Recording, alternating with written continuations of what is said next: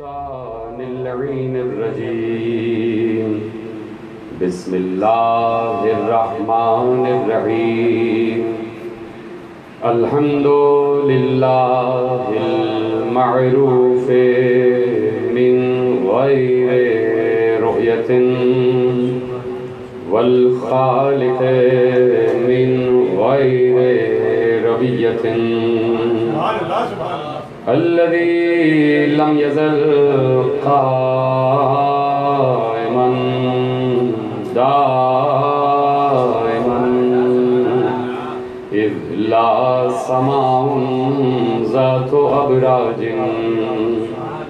ولا ليل داج ولا بحر ساج ولا أرض ذات مهاد ولا خلق ذو اعتماد والصلاة والسلام والتحية والإكرام على نبي الرحمة وخازن المغفرة وقائد الخير والبركة ومنقذ العباد من الهلكة سيدنا ومولانا أبي القاسم محمد اللهم صل على محمد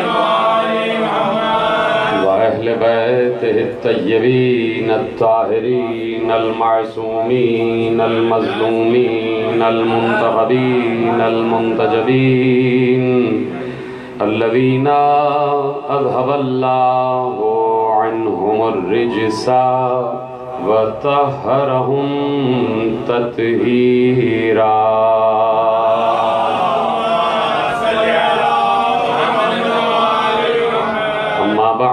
فقد قال الله سبحانه وتعالى في محكم كتابه المجيد وفرقانه الحميد وقوله الحق بسم الله الرحمن الرحيم تبارك الذي نزل الفرقان على عبده ليكون للعالمين نذيرا صلوات الله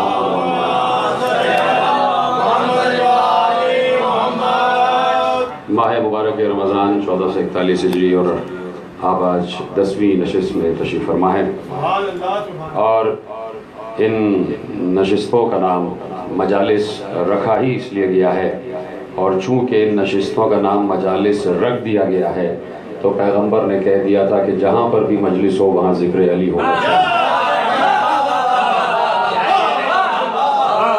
چونکہ ذکر علی کی بات ہے تو مجلس جہاں پر بھی ہو جائے اس کا موضوع ذکر علی ہی ہوا کرتا ہے اس لیے کہ قرآن بھی اپنے دامن میں ذکر علی کو سمیٹے ہوئے ہے محفوظ کیے ہوئے ہے لوگ سمجھتے نہیں کہ علی علی کہہ دینا شاید بس ایسے ہی کوئی روا روی کا کام ہے یا کچھ فارغ لوگ بیٹھے ہوئے علی کا تذکرہ کر رہے ہوتے ہیں تو میں عرض کر دوں کہ جو علی کا تذکرہ نہیں کرتے وہ فارغ ہو جاتے ہیں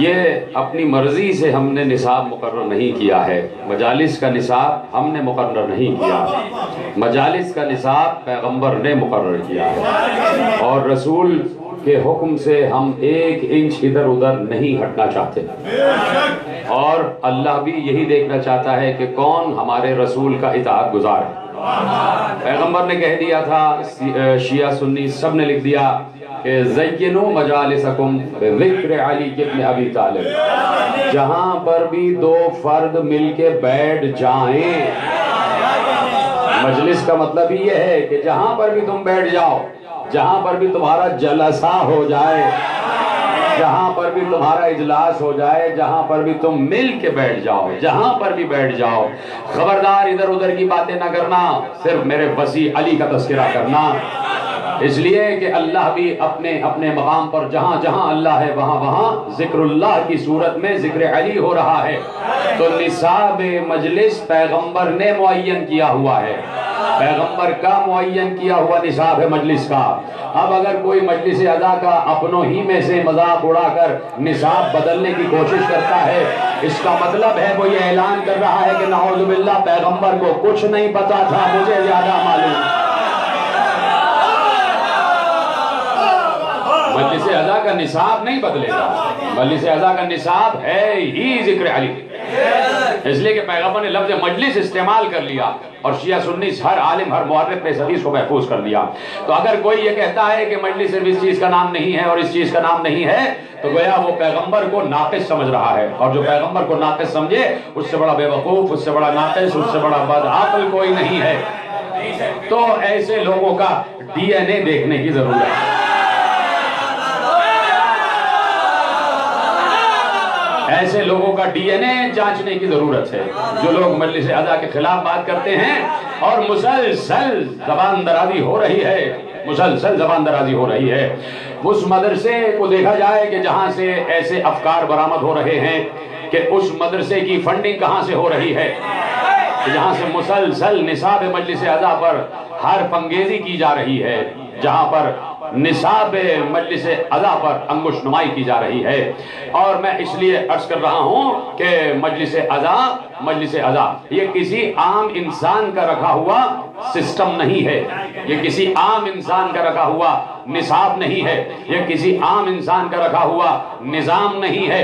یہ مجلس ادا اب دیکھنا یہ ہے، عالم اسلام اس پر غور کیوں نہیں کرتا. دیکھنا یہ ہے کہ چوتھی منزل پر علی آئے، ظاہری طور پر خلافت ظاہری کے طور پر امت نے یعنی جمع ہو گئے علی کے دروازے پر. علی زبردستی ممبر پہ نہیں بیٹھے تھے، علی کو معلوم ہے کہ میں زمین پر ہوں تب بھی علی اللہ کا خلیفہ ہوں. علی کو معلوم ہے میں ممبر پہ بیٹھ جاؤں تب بھی اللہ کا خلیفہ ہوں، نشست پر بیٹھا ہوں تب بھی اللہ کا خلیفہ ہوں، کسی ایسے منظر نامے میں آ جاؤں کہ جو لوگوں کی نگاہ میں نہ ہوں تب بھی اللہ کا خلیفہ ہوں. تو علی ظاہری طور پر جب چوتھی منزل خلافت کہ جب پوری امت جمع ہو گئی اور جمع ہو کے علی سے کہا کہ اب آپ کے علاوہ کوئی نہیں ہے، اور اگر اب آپ نے اس مسئلہ کو قبول نہ کیا تو ہم اللہ کی بارگاہ میں آپ کی شکایت کریں گے. تو ایسے میں حجت خدا پر واجب ہو جاتا ہے کہ اس تمام تر جو نظام خدا رکھا ہوا ہے اس کے تحت چلتے ہوئے اس بات کو قبول کر لے. علی آ گئے، علی بیٹھ گئے. تو اب میں سوال یہ پوچھنا چاہتا ہوں، علی جب چوتھی منزل خلافت پر آئے تو کیا علی نے رسول سے ہٹ کے کوئی شریعت نافذ کی یا رسول والی شریعت نافذ کی؟ اس پر غور کرو، اس پر غور کرو. علی نے وہی شریعت نافذ کی جو رسول کی نافذ کی ہوئی شریعت تھی، اور امت نے بعد رسول امیجیٹ جسے بٹھایا اور ان کے بعد امیجیٹ جسے بٹھایا. دیکھو انہوں نے کیا شریعت میں رد و بدل کی تو نہیں؟ میں نے بڑی احتیاط سے جملہ کہا ہے کہ جسے امت نے رسول کے فوراً بات بنا کے بٹھا دیا. تو دیکھنا یہ ہے کہ انہوں وہ رسول کے بنائے ہوئے طریقے پر چلے یا انہوں نے شریعت رسول میں رد و بدل کر دی. کم از کم وہ اتنے تو سچے تھے کم از کم کہ جب انہوں نے رسول کی شریعت میں کوئی بدعت نافذ کی تو کہا کہ ہاں یہ بدعت ہے.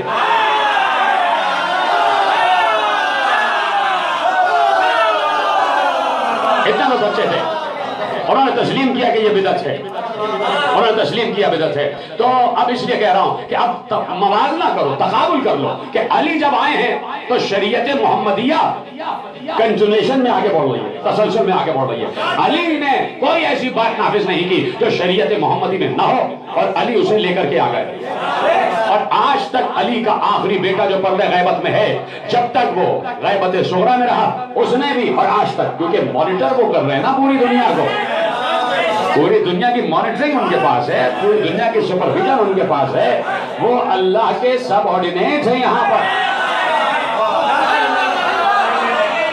وہ زمین پر اللہ کے سب آرڈینیٹ ہیں، وہ مانیٹر کر رہے ہیں اللہ کے اس نظام کو. تو اب علی کے 11 بیٹوں میں سے کسی نے بھی شریعت میں رد و بدل نہیں کیا. جو نظام مصطفیٰ تھا، جو شریعت مصطفیٰ تھی وہی آگے بڑھی ہے، اسی کا نفاذ ہوا ہے اور اسی کا تسلسل ہوا ہے. تو تقابل کیوں نہیں کرتی امت کہ کون تھا کاش یہ جملہ پہنچ جائے. کون تھا جو اپنی شریعت کو شریعت محمدی کے پیرالل لانے کی کوشش کر رہا تھا؟ اب دیکھیں آپ کہ کوئی تھا کہ جو شریعت مصطفیٰ کے پیرالل کوئی اپنی شریعت لانے کی کوشش کر رہا تھا. اسی لیے حدیث کر دی گئی اگر ہوتے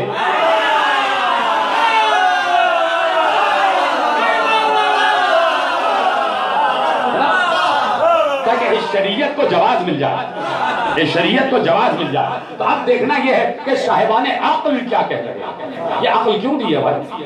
یہ اللہ نے عقل کیوں دی ہے؟ ایک دوسرے کو کافر کہنے کے لیے یا ایک دوسرے کو مسلمان بنانے کے لیے؟ ایک دوسرے کو مسلمان بنانے کے لیے یا کافر کہنے کے لیے؟ اور عقل کو اور استعمال کرو تو مسلمان کو صاحب ایمان بنا دو, اور استعمال کرو صاحب ایمان کو سلمان بنا دو.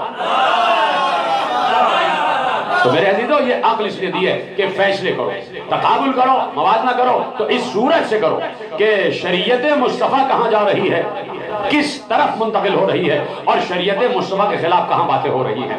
دیکھنا یہی ہے میرا, یہی موضوع قرآن اور عصر حاضر کے عنوان سے میں یہی کوشش کر رہا ہوں کہ یہ پیغام پہنچتا چلا جائے کہ اب اس وقت تو سبھی گھروں میں بیٹھے ہیں نا. اگر لاک ڈاؤن نہ ہوتا تو یہ گھروں میں آئسولیٹ نہ ہوتے, اور آئسولیٹ نہ ہوتے تو یقیناً یہ افکار ان تک نہ پہنچتے کہ اس وقت سبھی بیٹھے ہیں اور سرچ کر رہے ہیں کہ کہاں سے کون سی بات سمجھ میں آ جائے یا کون سی بات وجود میں آ جائے تو ہم اسے فالو کرتے ہوئے بڑھیں. تو یہ افکار آپ کے حوالے کر رہا ہوں, یہ پیغامات تمام امت کے سمجھدار لوگوں کے حوالے ہو رہا ہے کہ یہ دیکھو کہ علی بھی آئے ہیں خلافت مصطفیٰ کی منزل پر, اور لوگ بھی آئے ہیں خلافت مصطفیٰ کی منزل پر. انہوں نے کیا کیا اور علی نے کیا کیا؟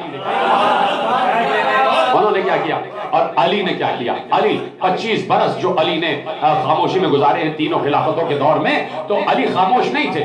علی خاموش نہیں تھے. علی کس حوالے سے خاموش نہیں تھے؟ وہ دور وہ تھا کہ علی نے پورا جمع قرآن کیا, پورا وہ ویسے جیسے نازل ہوا, جیسے نازل ہوا ویسے. اور خود علی کہہ رہے تھے کہ میں اس قرآن کی تنزیل سے بھی واقف ہوں, تفسیر سے بھی واقف ہوں, تعبیر سے بھی واقف ہوں, اور اس قرآن کے ہر آیت کے شان نزول سے بھی واقف ہوں. مجھے پتا ہے کون سی آیت پہاڑ پر نازل ہوئی, کون سی آیت گھاٹی پر نازل ہوئی, کون سی آیت مصلح پر نازل ہوئی, کون سی آیت حجرے میں نازل ہوئی, کون سی آیت کس کے لیے نازل ہوئی ہے, کون سی آیت منافقوں کے لیے ہے, کون سی آیت مومنوں کے لیے ہے. اس آیت میں لفظ کس کی طرف ہے, اشارہ کس کی طرف ہے؟ علی کہہ رہے ہیں کہ میں جانتا ہوں اس قرآن کی ایک حرف کے متعلق علی جانتا ہے. تو علی نے جمع قرآن کیا ہے, اور اس کے بعد ساتھ میں جو علی نے 25 برس کام کیا ہے. یہ جو آج آپ دیکھ رہے ہیں ترقیاں, یہ ساری ترقیوں کی بنیاد علی ابن ابی طالب نے رکھی ہے, میرے مولا علی نے رکھی ہے ترقی کی بنیاد. یہ جو اس وقت آپ موٹر وے کا نظام دیکھ رہے ہیں, یہ جو آپ شاہراہ کا نظام دیکھ رہے ہیں, یہ کیا نظام ہے؟ یہ علی کا رکھا ہوا نظام ہے. اور 25 برسوں میں کہ جب لوگ سقیفہ میں کیے گئے وعدوں کو پورا کر رہے تھے, علی اللہ سے کیے گئے وعدے کو پورا کر رہے تھے.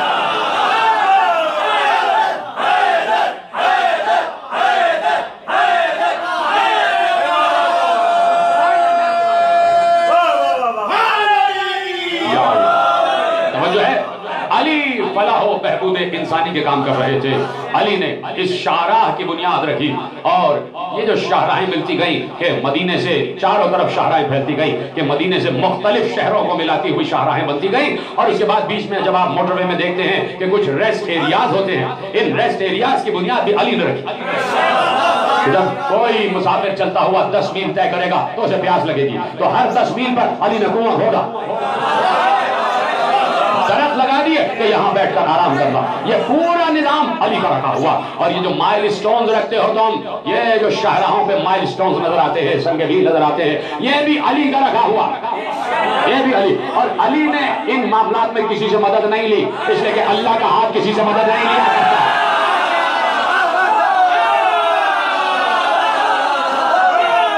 اس لیے کہ اللہ کا ہاتھ کسی سے مدد نہیں لیتا. تو اب علی نے کسی سے مدد نہیں لی. علی بڑے بڑے پتھر اٹھاتے تھے اور اٹھا کر ہر میل پر رکھتے جاتے تھے, اور اس پر لکھتے تھے یہ علی کا پہلا میل, یہ علی کا دوسرا میل. یہ علی کی رکھی ہوئی ساری سنتیں ہیں جن پر عمل کر رہے ہو. تو اہل سنت ہو جانا الگ بات ہے,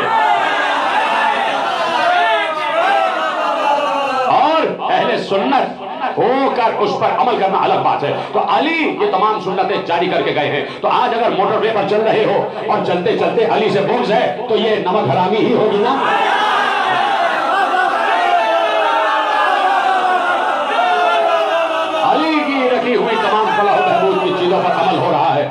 وہ علی ہیں کہ جنہوں نے اور بھی بہت سے کام ہے. علی کی کبھی موقع ہوگا تو وہ 25 برس جو علی نے گزارے اس پر بات کریں گے کہ وہ کیسے گزارے. علی نے گھر میں بیٹھ کر کوئی سازش نہیں بنی، سازش نہیں بنی. علی نے آیات کی تفسیر بنی ہے، تعویل پر کام کیا ہے، تفسیر پر کام کیا ہے. اور علی نے فکر قرآن میں جو بسی ہوئی روح ہے اس پر کام کیا ہے. تو اب کیوں نہ کہتے پیغمبر کہ مجلس کا نصاب ہی ذکر علی ہے. نصاب مجلس پیغمبر نے معین کر دیا اور وہ ہے ذکر علی. زینوا مجالسکم بذکر علی ابن ابی طالب، پیغمبر نے نصاب مقرر کر دیا. اب اگر کوئی اس نصاب سے ہٹ کر کوئی اور نصاب لانے کی کوشش کرتا ہے تو میں جملہ کہہ چکا کہ وہ پیغمبر پر حرف تنقید بلند کر رہا ہے. اس کا مطلب ہے کہ وہ پیغمبر کو ناقص سمجھتا ہے، یا یوں کہہ لوں کہ وہ اس اگر کی منزل پر آنا چاہتا ہے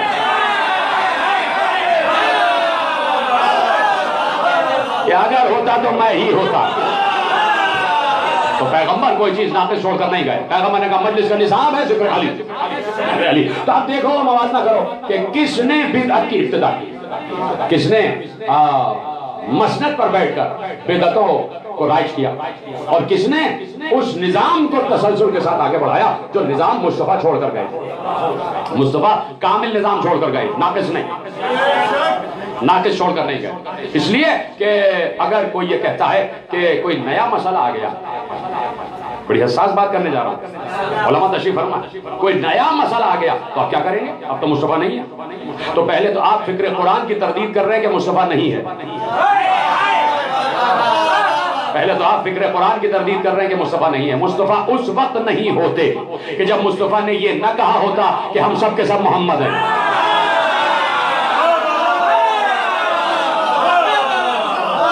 دوسرے یہ کہ پھر یہ کہ اگر قرآن نے یہ نہ کہا ہوتا تو ہر کسی کو اجازت تھی قرآن اپنی مرضی سے مولڈ کرنے کی اجازت ہو جاتی، اپنی مرضی سے ہر طرف اس کو معنی اور مفہوم کو موڑنے کی اجازت ہو جاتی اگر قرآن یہ نہ کہتا کہ انا نحن نزلنا الذکر وانا لہ الحافظون، ہم نے اس ذکر کو نافذ کیا ہے اور ہم ہی اس کی حفاظت کرنے والے ہیں. تو اب قرآن کے لیے کسی کو اجازت نہیں دی گئی ہے کہ تم اپنی طرف سے اس کو معنی پہنانے کی کوشش کرو. تو اگر کوئی نئے مسئلے آ گئے تو کیا کیا جائے جناب؟ نئے مسئلے آ گئے تو کیا کیا جائے صاحب؟ تو بات یہ ہے کہ یہ نئے مسئلے کیا پیغمبر کے لیے بھی نئے تھے؟ کیا پیغمبر عالم غیب کا نمائندہ نہیں ہے؟ آپ کی تلاش میں نقص ہو سکتا ہے، پیغمبر کے علم میں نقص نہیں ہے. آپ کی تلاش میں نقص ہو سکتا ہے، پیغمبر کے علم میں نقص نہیں ہے، پیغمبر کی تعلیم میں نقص نہیں ہے، پیغمبر کی تفسیر و تعویل میں نقص نہیں ہے. پیغمبر ویژن دے رہے تھے، پیغمبر ایک نگاہ رکھتے تھے جو نگاہ مابعد قیامت جا رہی تھی، مابعد قیامت جا رہی تھی. تو اب اگر کوئی نیا مسئلہ آ گیا اور کوئی یہ کہہ رہا ہے کہ بھائی یہ مسئلہ کتاب و سنت میں تو ہے نہیں، اس لیے ہمیں اپنا فتویٰ دینا پڑے گا. جیسے ہی یہ کہا، دیکھیے اصول کافی میں جملہ لکھا ہوا ہے، معصوم کہہ رہے ہیں اگر کوئی یہ کہتا ہے کہ کتاب و سنت میں یہ مسئلہ نہیں ہے اور میں اسے اپنے قیاس سے فتوے کے ذریعے حل کروں گا، معصوم نے کہا وہ جھوٹا ہے. لفظ ہے کہ وہ جھوٹا ہے، لفظ ہے کہ وہ جھوٹا ہے. معصوم نے کہا وہ جھوٹا ہے اس لیے کہ وہ کتاب و سنت پر نقص عائد کر رہا ہے، الزام عائد کر رہا ہے. اس لیے کہ قرآن کا دعویٰ جھوٹا ہو جائے گا کہ لا رب ولا یابس الا فی کتاب مبین، لا اصغر من ذلک ولا اکبر الا فی کتاب مبین. کائنات کا ہر کچھ ہوتا ہے کتاب میں موجود ہے. اور میرے ہاں میرے مکتب میں پوچھو ہمارے تمام علماء سے، اسکلینی تا خمینی سب سے پوچھو کہ ہمارے ہاں تفسیر بالرائے کو حرام کہا گیا. تفسیر بالرائے صریحاً حرام ہے جب تک نص معصوم موجود نہ ہو. میں بھی یہاں بیٹھا ہوا ہوں اور جہاں پر بھی تفسیر ہو رہی ہے، چاہے وہ قم میں ہو رہی ہے چاہے وہ نجف میں ہو رہی ہے، تو تفسیر بیان ہو رہی ہے، تفسیر کی نہیں جا رہی.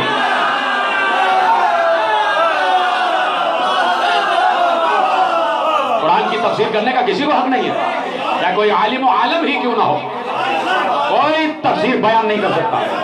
جو معصوم نے تفسیر کی اس کا بیان ہو رہا ہے اور معصوم نے تفسیر مکمل کی ہے. تو اب میرا اسٹانس یہی ہے، میری گفتگو یہی ہے اور میرا کہنا یہی ہے کہ امت انصاف سے کام لے، انصاف سے کام لے. اب دور بڑا ترقی کا دور آ گیا ہے، اب دور آپ کے پاس انفارمیشن ٹیکنالوجی نہیں، انفارمیشن اوورلوڈ ہو چکی ہے، انفارمیشن اوورلوڈ ہے، سنبھالے نہیں سنبھل رہی انفارمیشن۔ آپ کے پاس تحقیقی تمام مراحل آپ کے سامنے موجود ہیں، آپ کے ایک انگلی کے اشارے پر دنیا کی بڑی بڑی ریسرچ لیبارٹریز آپ کے سامنے اسکرین پر آ کر کھل جاتی ہیں۔ آپ کے ہاتھ میں جو اینڈرائڈ فون ہے اس میں پوری دنیا کی کتابیں آپ لے کے پھر رہے ہیں، تو کیوں نہیں کتابیں کھول کر پڑھتے؟ کیوں لکیر کے فقیر بنے ہوئے ہیں؟ جو ملا نے کہہ دیا مان لیا، جانور ہو انسان نہیں ہو، جو مولوی نے کہہ دیا مان لیا، بھائی ہمارے عالم نے کہہ دیا ہمیں تو ویسا کرنا پڑے گا۔ بات یہ ہے کہ آپ کو اللہ نے عقل دی ہے یا نہیں دی ہے؟ دی ہے نا۔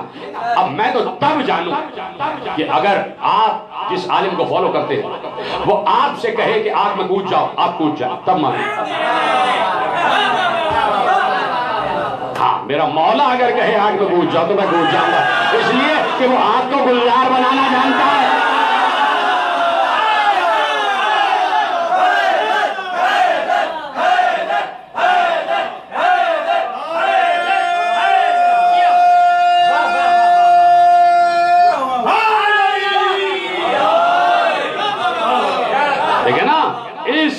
اس وقت آپ قرآن اور عصر حاضر، اس وقت till the day, till the time, till the second، ایک گزرتے ہوئے لمحات کی بات کرو آج تک، اس وقت دنیا اگر کسی چیز کی تلاش میں ہے، یہ تمام چیزیں ذہن میں رکھیے گا، انفارمیشن ٹیکنالوجی، انفارمیشن اوورلوڈ، تمام چیزیں آپ کی انگلی کے اشارے پر، ایک انگلی کے اشارے پر پوری کائنات آپ کے سامنے، کروڑوں میل کا فاصلے پہ بیٹھے ہوئے آپ دنیا سے گفتگو کر رہے ہیں، اتنی ترقی کے دور میں، اتنی ترقی کے دور میں کہ آپ مہینوں کا سفر آپ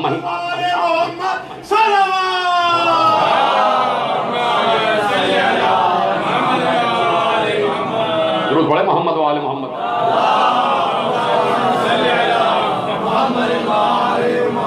مہینوں کا سفر گھنٹوں میں طے ہو رہا ہے، اتنی ترقی ہو گئی نا۔ ہر چیز آپ کے انگلی کے اشارے پر، ہر چیز آپ کے ریموٹ کنٹرول میں ہے، جہاں بیٹھے آپ نے ٹکٹ لیا اور آپ 2 گھنٹے میں اور پہنچ گئے، آپ سینکڑوں میل کا فاصلہ طے کر لیا، 14 گھنٹے میں آپ نے ہزاروں میل کا فاصلہ طے کر لیا، ایک انگلی کے اشارے پر ہر چیز آپ کے کنٹرول میں آ گئی، آپ کے کمپیوٹر اسکرین پر پوری دنیا آپ کے سامنے ہے، سب کچھ ہے، گاڑی ہے آپ کے سکون کے لیے، کھانا ہے آپ کے سکون کے لیے، ملازمین ہیں آپ کے سکون کے لیے، چھت ہے آپ کے سکون کے لیے، ہر چیز آپ کے سکون کے لیے موجود ہے اس وقت تک۔ اور اس وقت اگر دنیا کسی چیز کی تلاش میں ہے تو وہ ہے سکون۔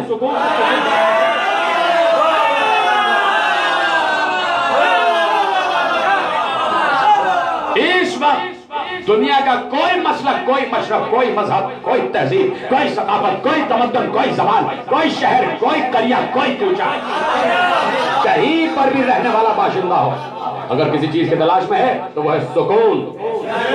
سکون یاد یہ ہے کہ مسلمان کو سکون نہیں، اور مسلمان کو کبھی سکون رہا ہی نہیں، ہم محاورتاً کہہ دوں یہ سکون سے رہتا ہی نہیں،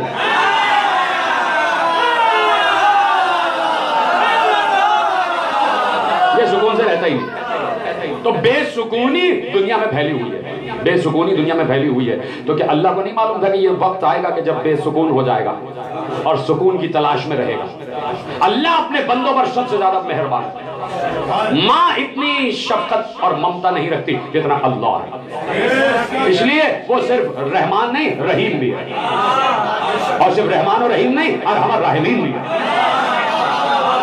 یعنی جو رحمت کی آخری منزل ہو سکتی ہے، اور وہ اللہ کہہ رہا میں ہوں، رحمان بھی ہوں، رحیم بھی ہوں، تمام رحم کرنے والوں میں سب سے بڑھ کر رحم کرنے والا ہوں، اتنا بڑا رحم کرنے والا کہ اپنے بندوں پر بڑا مشفق ہے، اپنے بندوں پر بڑا رحمان ہے، اپنے بندوں پر بڑا رحیم ہے۔ تو اس نے یقیناً معلوم ہے، اللہ کے علم میں یہ بات ہے، یہ سکون کی تلاش میں ہوگا، اور جو بے سکونی ہوگی وہ ہماری طرف سے نہیں، اس کی اپنی پیدا کردی اپنی پیدا کردہ ہوگی۔ اس وقت دنیا جو بے سکون ہے وہ اللہ کی طرف سے بے سکونی نہیں ہے، اس وقت جو کچھ بھی ہے بندوں کا اپنا پیدا کیا ہوا ہے۔ اس وقت اگر بندہ سکون کی تلاش میں ہے تو یہ بے سکونی خود اس کی پیدا کی، لیکن اللہ کی طرح مہربان ہے۔ دیکھیے آپ اس کو پتا ہے کہ یہ اتنا اپنے کو نقصان پہنچا لیں گے، لیکن وہ ماں کی طرح بندوں سے پیار کرتا ہے۔ اس نے کہا میں تمہیں بتاتا ہوں کہ اگر سکون سے رہنا چاہتے ہو، میں تمہیں بتاتا ہوں، سنو میں تمہیں بتاتا ہوں فارمولہ کیا ہے سکون کا۔ فارمولہ یہ ہے الا بذکر اللہ تطمئن القلوب۔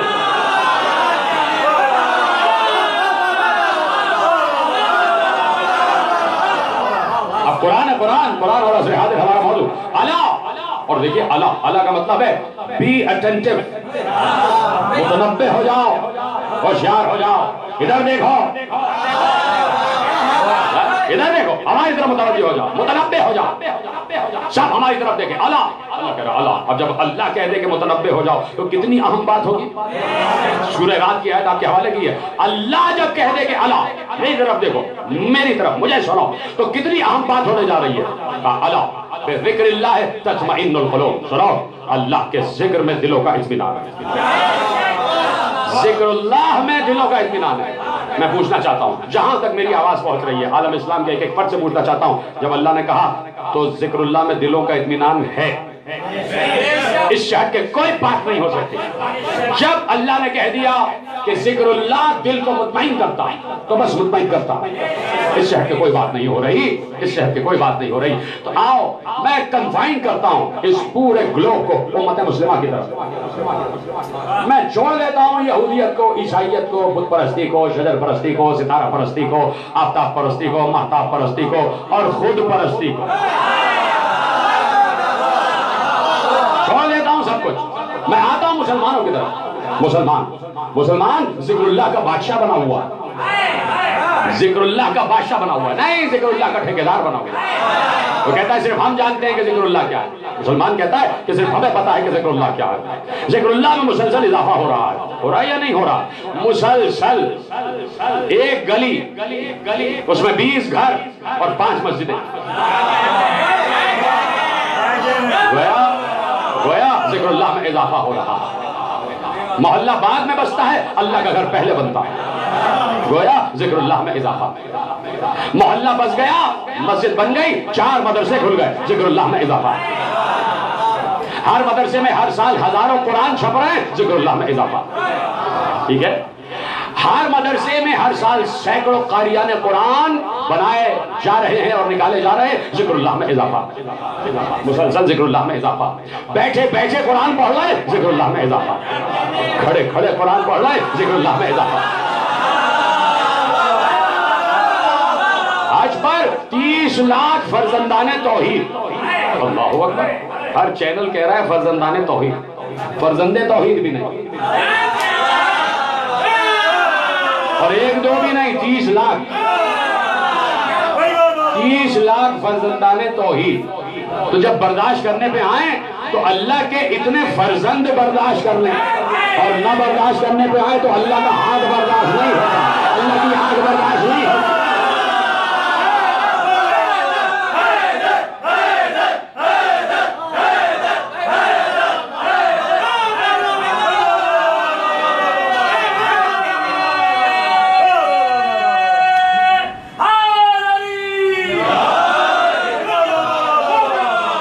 جو ہے نا، تو 30 لاکھ فرزندان توحید حج خانہ خدا کر رہے ہیں، ذکر اللہ میں اضافہ ہو رہا ہے۔ 30 لاکھ قرآن اس وقت بٹتا ہے چھپ کر ہر سال، ذکر اللہ میں اضافہ ہو رہا ہے۔ ہر سال ہر معاشرے میں قرآن کریم اور چھپ رہا ہے، ذکر اللہ میں اضافہ ہو رہا ہے۔ بچے اپنے قرأت کی منزل پر آ رہے ہیں، ذکر اللہ میں اضافہ ہو رہا ہے۔ نمازیوں کی تعداد میں اضافہ ہو رہا ہے، ذکر اللہ بڑھ رہا ہے۔ روزے داروں کی تعداد میں اضافہ ہو رہا ہے، گویا ذکر اللہ بڑھ رہا ہے۔ حج کرنے والوں کی تعداد میں اضافہ ہو رہا ہے، گویا ذکر اللہ بڑھ رہا ہے۔ زکوٰۃ دینے اور لینے والوں کی تعداد میں اضافہ ہو رہا ہے، گویا ذکر اللہ بڑھ رہا ہے۔ جہادیوں کی تعداد میں تو اضافہ رک ہی نہیں رہا، گویا ذکر اللہ بڑھ رہا ہے۔ مسلسل ذکر اللہ، مسلسل ذکر اللہ۔ مسلمان ہر آنے والے دن میں ذکر اللہ میں اضافہ کر دیتا ہے کہ نہیں ہے؟ مسلمان مسلسل ذکر اللہ کر رہا ہے، ذکر اللہ ذکر اللہ ذکر اللہ۔ ہر آن اٹھتے بیٹھتے چلتے پھرتے کھاتے پیتے مسلسل ذکر اللہ، مسلسل ذکر اللہ۔ بسوں میں جا رہے ہیں، کہا کہ ہٹاؤ یہ گانے، ذکر اللہ لگاؤ، ذکر اللہ میں اضافہ ہو رہا ہے۔ گاڑیوں میں جا رہے ہیں، ذکر اللہ لگ رہا ہے، ذکر اللہ میں اضافہ ہو رہا ہے۔ جا رہے ہیں فون لگایا ہوا کان میں اور پھر سنتے ہوئے جا رہے ہیں، ذکر اللہ میں اضافہ ہو رہا ہے۔ دکان کھلی، ذکر اللہ شروع ہو گیا، ذکر اللہ میں اضافہ ہو رہا ہے۔ شام کو جو چینل بیہودہ باتیں دکھاتے ہیں، صبح ہوتے ہوئے قرآن کی آیت لگا دیتے ہیں، ذکر اللہ میں اضافہ ہو رہا ہے۔ مسلسل ذکر اللہ میں اضافہ، مسلسل ذکر اللہ میں اضافہ، پاکستان میں ذکر اللہ میں اضافہ، فلسطین میں ذکر اللہ میں اضافہ، کشمیر میں ذکر اللہ میں اضافہ، عراق میں ذکر اللہ میں اضافہ، سعودی عرب میں ذکر اللہ میں اضافہ، مصر میں ذکر اللہ میں اضافہ، الجزائر میں ذکر اللہ میں اضافہ، ہر مسلمان ملک میں ذکر اللہ میں اضافہ، ذکر اللہ میں اضافہ. اور آج جتنا بے سکون مسلمان ہے اس سے زیادہ کوئی بے سکون نہیں ہے. قرآن کی تفسیر، قرآن کی آیت کی تفسیر کر رہا ہوں. اور آج جتنا بے سکون ہے مسلمان سب سے زیادہ بے سکون. پاکستان میں یہ بے سکون، ہندوستان میں یہ بے سکون، فلسطین میں کب سے بے سکون، کشمیر میں سکون آگے نہیں دے رہا، بوسنیا میں کتنا بے سکون، برما میں کتنا بے سکون، فلسطین میں کتنا بے سکون، لبنان میں کتنا بے سکون، عراق میں کتنا بے سکون. مسلسل بے سکونی، مسلسل بے سکونی. جیسے جیسے دن میں پڑھتے پڑھتے ذکر اللہ میں اضافہ ہو رہا ہے، ویسے ہی بے سکونی بڑھتی جا رہی ہے، بڑھتی جا رہی ہے، بڑھتی جا رہی ہے. بات یہ ہے کہ تم نے نماز کو ذکر اللہ سمجھا، تم نے روزے کو ذکر اللہ سمجھا، تم نے حج کو ذکر اللہ سمجھا، تم نے زکات کو ذکر اللہ سمجھا، تم نے زحمت نہ کی پیغمبر سے پوچھنے کی یا رسول اللہ یہ ذکر اللہ کیا ہے.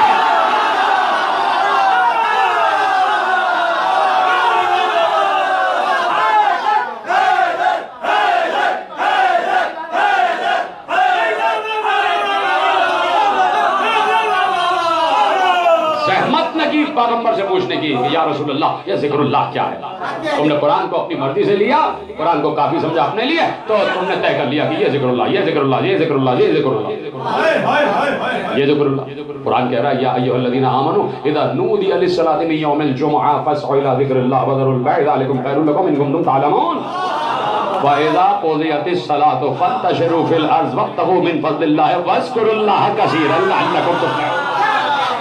جب نماز پڑھ چکو، قرآن کہہ رہا ہے، اور جب نماز پڑھ چکو تو ذکر اللہ کر لینا.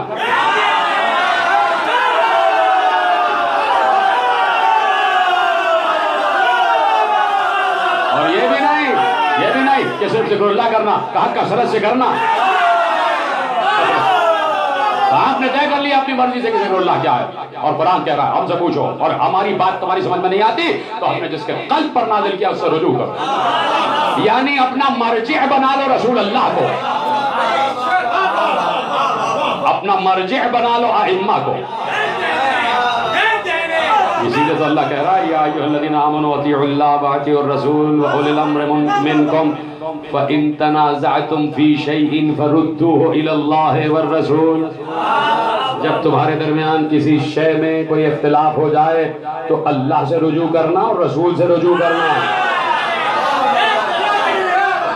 رسول سے رجوع کرتے ہیں کہ یا رسول اللہ ذکر اللہ کر کر کے تھک گئے، بے سکونی بڑھتی جا رہی ہے، بڑھتی جا رہی ہے، بڑھتی جا رہی ہے، نمازیں بڑھتی جا رہی ہیں، بے سکونی بڑھتی جا رہی ہے، روزے بڑھتے جا رہے ہیں، بے سکونی بڑھتی جا رہی ہے، حج بڑھتا جا رہا ہے، بے سکونی بڑھتی جا رہی ہے، زکاتیں بڑھتی جا رہی ہیں، بے سکونی بڑھتی جا رہی ہے، جہاد بڑھتا جا رہا ہے، بے سکونی بڑھتی جا رہی ہے، تلاوت قرآن بڑھتی جا رہی ہے، بے سکونی بڑھتی جا رہی ہے. مسلسل ہم ذکر اللہ میں اضافہ کر رہے ہیں اور بے سکونی بڑھتی جا رہی ہے. یا رسول اللہ کیا مرحلہ ہے کہ ہمارا ذکر قبول نہیں ہو رہا، ہم سے اتنی خطا ہو گئی، اتنے گناہ ہو گئے، ایسے گناہ کبیرہ و صغیرہ میں ہم ملوث ہو گئے کہ ہمارا ذکر اللہ کے پاس قبولیت کی منزل پر ہی نہیں آ رہا، کہ ہماری بے سکونی بڑھتی جا رہی ہے. رسول اللہ کہیں گے کب سے کر رہے ہو؟ کہیں گے 1400 برس سے کر رہے ہیں. کیا کیا کر رہے ہو؟ یا رسول اللہ نماز پڑھ رہے ہیں، روزہ رکھ رہے ہیں، حج کر رہے ہیں، زکات دے رہے ہیں، جہاد کر رہے ہیں، مسلسل کھڑے کھڑے اٹھتے بیٹھتے جاتے سوتے سب کچھ کرتے کرتے ذکر اللہ کر رہے ہیں. پیغمبر نے کہا کہ سب کچھ تم نے ہم سے سنا، ہم نے کہا تھا کہ نماز پڑھو، ہم نے کہا تھا کہ روزہ رکھو، ہم نے کہا تھا کہ جہاد کرو، ہم نے کہا تھا کہ زکات دو، ہم نے کہا تھا کہ یہ تمام امور انجام دو، تو ہم ہی نے تو کہا تھا کہ زینوا مجالسکم بذکر علی.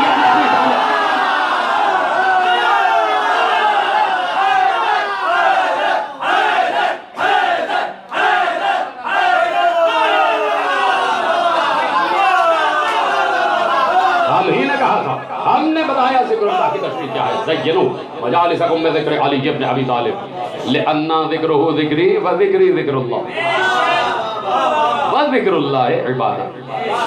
جو میں نے ذرا سا لہجہ بدلا ہے نا، و ذکر اللہ عبادت ہو گیا. پیغمبر کہہ رہے ہیں یہ والا ذکر عبادت ہے،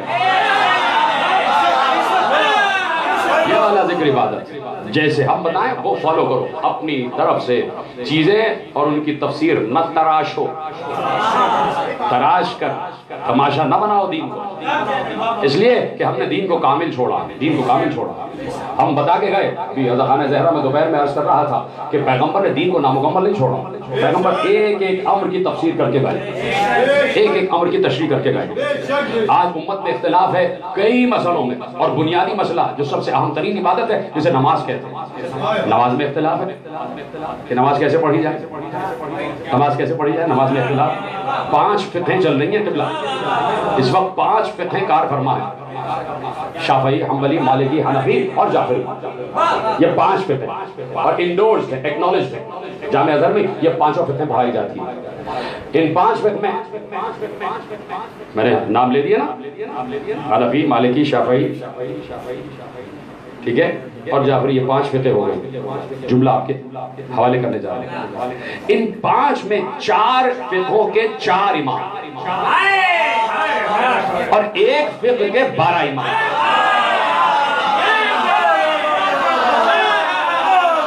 4 میں 4 فقہوں کے 4 امام، ایک فقہ کے 12 امام۔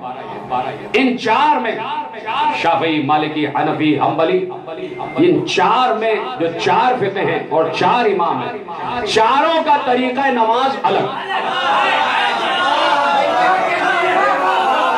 کہاں ہاتھ رکھا جائے اس میں اختلاف ہے، اس میں اختلاف ہے۔ 4 فقہوں کے 4 امام، چاروں کا طریقہ نماز الگ، میں ظاہری فزیکل نماز کی بات کر رہا ہوں، چاروں کا طریقہ نماز الگ، کہاں پر ہاتھ رکھا جائے اس میں اختلاف ہے۔ یہ ایک فقہ جس میں 12 ہیں، 12 کا طریقہ نماز ایک،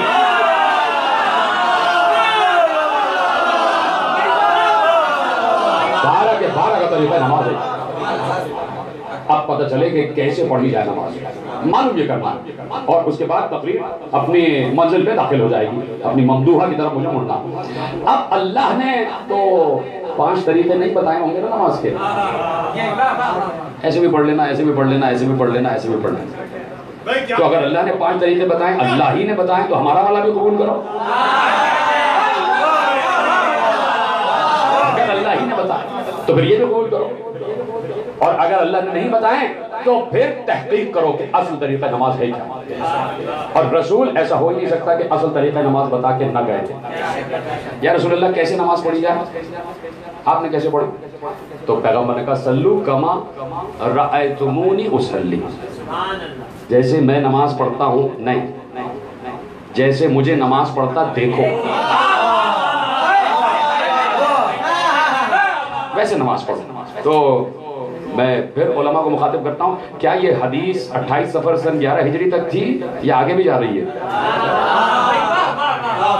کیا یہ حدیث منسوخ ہو گئی؟ پیغمبر نے کہا کہ بس جب تک میں زندہ ہوں اور مجھے دیکھ کے نماز پڑھنا، اس کے بعد میرے پاس جتنے لوگ آ جائیں وہ اپنی مرضی سے نماز تراشتے رہیں۔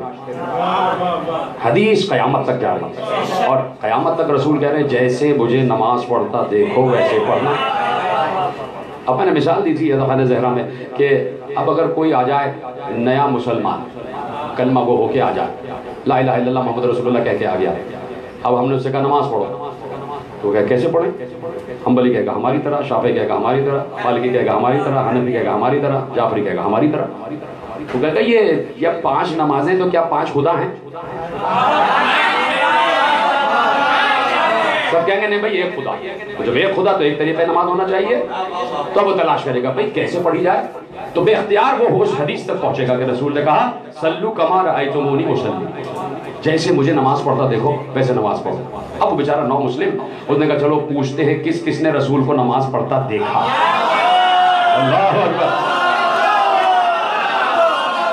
چلو ان 5 میں سے پوچھتے ہیں کس کس نے رسول کو نماز پڑھتا دیکھا۔ وہ پہنچا 4 میں سے کہ پہلے کے پاس، آپ نے دیکھا تھا رسول کو نماز پڑھتے ہوئے؟ گردن جھکا کر کہا رسول کے جانے کے 100 برس بعد ہم آئے تھے، 80 برس بعد ہم آئے تھے، 80 برس بعد ہم آئے تھے، ہم نے رسول کو دیکھا ہی نہیں۔ وہ دوسرے کے پاس گیا، اس نے کہا آپ نے دیکھا تھا؟ اس نے کہا ہم ان پہلے کے بھی 80 برس کے بعد آئے تھے۔ تیسرے کے پاس گیا، اس نے کہا ہم دونوں کے بعد آئے۔ چوتھے کے پاس گیا، اس نے کہا ہم تینوں کے بعد آئے۔ سمجھ گیا ان 4 نے رسول کو نماز پڑھتے نہیں دیکھا تھا، نہیں دیکھا تھا۔ اب ایک ہی بچ گیا جس کے 12 ہیں، ان کے پاس آیا، آپ نے دیکھا تھا؟ اس میں کہ پہلے علی نے کہا سب سے پہلے تو میں نے برابر میں کھڑے ہو کے پڑھ لیا۔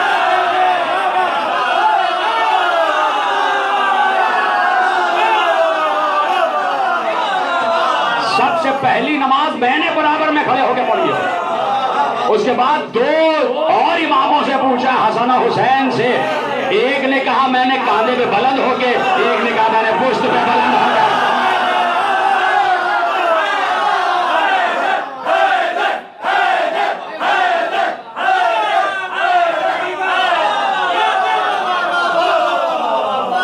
ہم نے دیکھا ہے رسول کو نماز پڑھتے، تو ان 12 میں کے کم از کم 3 تو وہ ہیں، 3 کا عدد تو آپ کو ویسے بھی بہت پسند ہے، ان 12 میں سے کم از کم 3 تو وہ ہیں جنہوں نے رسول کو نماز پڑھتے دیکھا ہے۔ تو کیوں ان سے لے رہے ہو جنہوں نے دیکھا ہی نہیں؟ حدیث تو یہاں آ کر کامل ہو رہی ہے نا کہ جیسے مجھے نماز پڑھتا دیکھو، علی نے نماز پڑھتا دیکھا، حسن نے نماز پڑھتا دیکھا، حسین نے نماز پڑھتے دیکھا۔ تو جس نے دیکھا ہے اس سے پوچھا جائے کہ نماز کیسے پڑھی جائے، نماز کیسے پڑھی جائے۔ تو اب ہم نے تو پوچھ لیا، ہم مرد ہیں، ہم نے مردوں سے پوچھ لیا، عورتیں کس سے پوچھے کہ نماز کیسے پڑھی جائے؟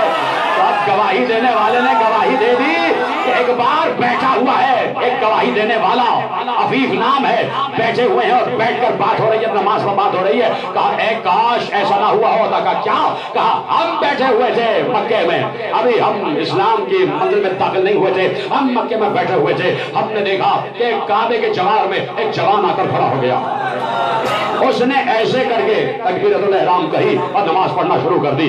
اس کے بالکل برابر میں ذرا سا پیچھے ایک سر تا پا برقعے میں ملبوس خاتون آ گئی، وہ اس کے پیچھے کھڑے ہو کے نماز پڑھنے لگی۔ اس کے بعد ایک جوان آیا، وہ اس کے برابر میں کھڑے ہو گیا۔ میں نے پوچھا اے عباس ابن عبد المطلب یہ کون ہے؟ کہا یہ میرا بھتیجا ہے۔ کہا یہ کیا کر رہا ہے؟ کہا یہ کہتا ہے کہ یہ اللہ کا نبی ہے اور یہ اللہ کی عبادت کر رہا ہے، اسے صلاۃ کہتے ہیں۔ کہا اس کے پیچھے جو عورت کھڑی ہے وہ کون ہے؟ کہا اس کی بیوی خدیجہ ہے۔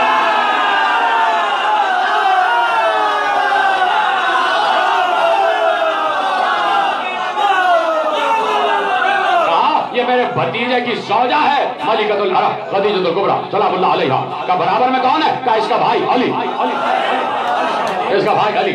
ایسے میں ابو طالب کھڑے ہوئے دیکھ رہے تھے، ابو طالب کھڑے ہوئے دیکھ رہے تھے، جعفر آ گئے، جعفر آ گئے علی کے بھائی۔ ابو طالب کو سلام کیا، ابو طالب نے جواب سلام دیا اور دینے کے بعد کہا جعفر جلدی جاؤ، جو علی کر رہا ہے وہ تم بھی کرو۔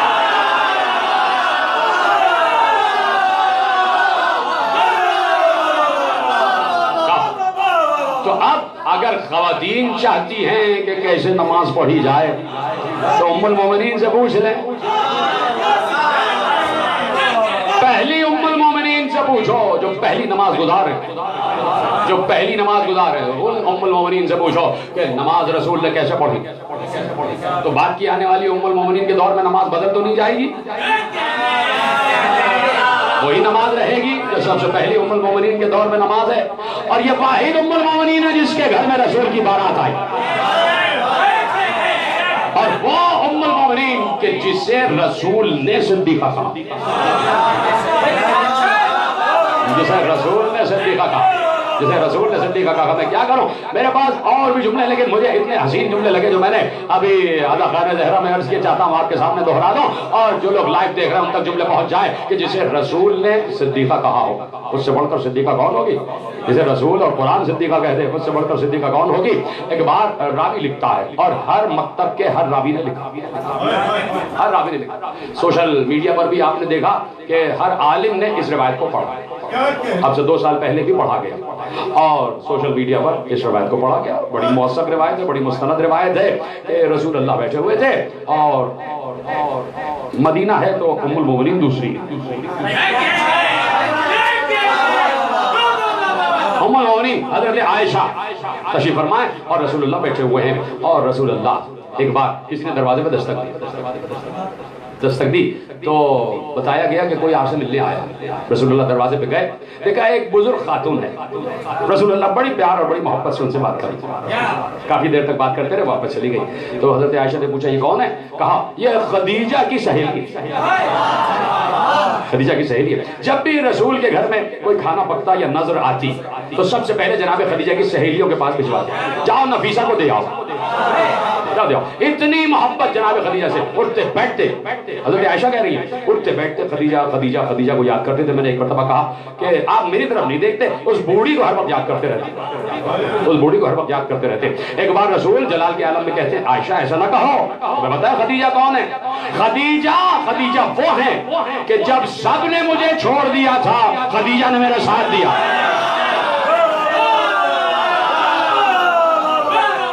اب صرف یہی پر تھوڑی رکے رسول. اب کیا کریں کہ جب رسول فضائل پڑھتے پڑھتے آگے بڑھ جائے تو ہم کیسے رک جائیں. رسول نے یہیں پر بات ختم نہیں کی بلکہ بات آگے بڑھتی گئی, بات آگے بڑھتی گئی. رسول مصرے پہ مصرے دیتے گئے, رسول منقبت کے شعر پہ شعر پڑھتے گئے. کہا سنو, جب سب نے مجھے چھوڑ دیا تھا تو خدیجہ نے میرا ساتھ دیا. جب سب نے مجھے جھٹلایا خدیجہ نے میری تصدیق کی.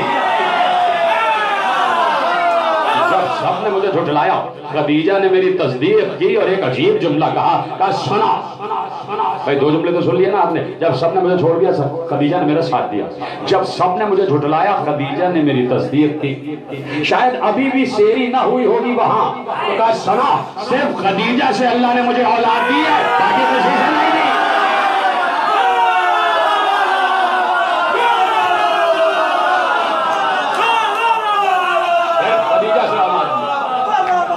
کسی سے اولاد نہیں دی, کسی سے اولاد نہیں دی.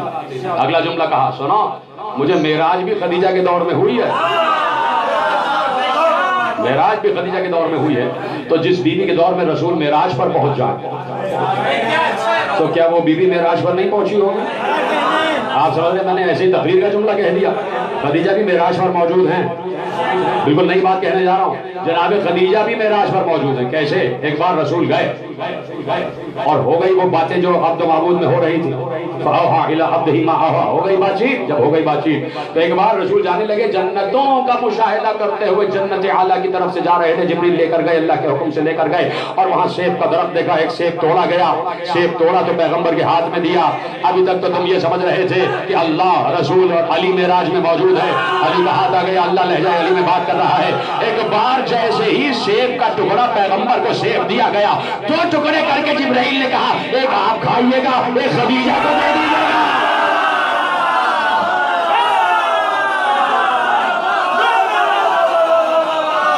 خدیجہ معراج پر موجود. بیوی خدیجہ کا تذکرہ منزل معراج پر ہو جائے تو کہا مجھے معراج ہوئی ہے خدیجہ کے دور میں, ملکۃ العرب کے دور میں. وہ بیوی کہ جس نے ساری دولت لٹائی ہے. عجیب منزل فکر. کبھی آپ مناظر پڑھیں کہ رسالت ماں ایک تو حسن صدقے ہوئے جاتا ہے محبوب خدا کی.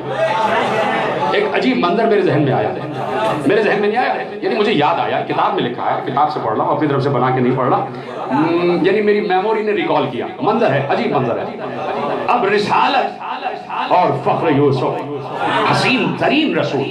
اور میں اپنی طرف سے جملہ نہیں کہوں گا, روایت کا جملہ, کیونکہ میرے ذہن میں روایت کا جملہ آیا, اس لیے ضروری چاہتا ہوں کہ آپ کے حوالے کر دوں کہ اب رسول اللہ خدیجۃ الکبریٰ ملکۃ العرب, خویلد کی بیٹی, عرب کی سب سے بڑی تجارت کرنے والی خاتون. یہ سامان تجارت کیوں؟ اس لیے کہ جناب خویلد کی جو تجارت تھی وہ پہلے ہی سے اسٹیبلش. جناب خدیجہ نے اسے اپنی فراست سے آگے پھیلایا. جناب خدیجہ کی مدد کی پروردگار, اس لیے کہ آگے آنے والے نظام اسلام کو خدیجہ کی دولت کی ضرورت تھی. یہ سب حکمت خدا کے تحت ہو رہا ہے. اور ایک منزل وہ آ گئی کہ ہزاروں کی تعداد میں, قریباً 1 لاکھ کے قریب اونٹ سے کہ جن پر سامان تجارت لوڈ ہو کر جاتا تھا مختلف شہروں میں, مختلف ممالک میں. تو جناب ابو طالب نے, پیغمبر ہو گئے 25 برس کے, جناب ابو طالب نے ایک بار بیٹھے ہوئے تھے, سب بزرگ بھی بیٹھے ہوئے تھے بنی ہاشم کے, اور مصطفیٰ بھی بیٹھے ہوئے تھے. اور جناب ابو طالب نے کہا کہ میں چاہتا ہوں کہ آپ خدیجۃ الکبریٰ کے سامان تجارت کو لے کر جائیں اور تجارت کا چچا جیسا آپ کا حکم. یہ روایت کے الفاظ جو میں کہہ رہا ہوں، جو لوگ سن رہے ہیں وہ ان روایتوں پر بھی غور کریں۔ کیا ضروری ہے کہ صرف وہی روایت آپ کے ذہن عالیہ میں مصدق ہو کہ جس میں ابو طالب کو کافر دکھایا جائے؟ یہ روایتیں بھی پڑھیں۔ میں نے اسی لیے کہا نا کہ شیعہ دشمنی میں آل محمد کے گھر کی روایتیں پڑھنا نہ چھوڑو، وہ پڑھیں۔ آپ ہم سے دشمنی رکھیں لیکن آپ آل محمد کے گھر کی روایتیں پڑھنا نہ چھوڑیں، وہ بھی دیکھیں کہ وہاں کیا روایت ہے۔ کہا کہ جیسا آپ کا حکم چچا، کہا ٹھیک ہے میں جا کے بات کرتا ہوں۔ جی آپ بات کریں، پیغمبر رہ گئے گھر میں، اور اب جناب عباس ابن عبد المطلب، جناب ابو طالب، جناب حمزہ، یہ تین لوگ ہیں جو قصر خدیجہ میں داخل ہوئے۔ بی بی خدیجہ کو معلوم ہوا کہ مختار کعبہ امیر مکہ ابو طالب آئے ہیں، بڑے احترام کے ساتھ نشست تیار کر دی گئی، پردہ لگا، بی بی خدیجہ اس پردے کے اس طرف آ کے بیٹھ گئی، ادھر صنادید بنی ہاشم بیٹھے ہوئے ہیں۔ کیسے آنا ہوا؟ تواضع ہوئی، کیسے آنا ہوا؟ کہا ہم چاہتے ہیں کہ ہمارا بھتیجا جو ہے محمد وہ آپ کے سوانح تجارت کو لے کر جائے۔ جناب خدیجہ کا چہرہ سرخ ہو گیا، خوشی سے چہرہ تمتمانے لگا۔ ابھی پتہ ہے خوشی سے چہرہ کیوں تمتمانے لگا؟ اس لیے کہ 3 دن پہلے جناب خدیجہ اپنے قصر کے پیچھے باغ میں موجود تھی، اور جناب خدیجہ وہ خاتون ہے کہ جنہیں پوری اصل تورات و زبور و انجیل حفظ تھی۔ جتنے صحابہ آسمانی تھے جناب خدیجہ الکبریٰ کو حفظ تھے۔ جناب خدیجہ الکبریٰ سلام اللہ علیہ اپنے سہیلیوں کے ساتھ بیٹھی ہوئی ہیں۔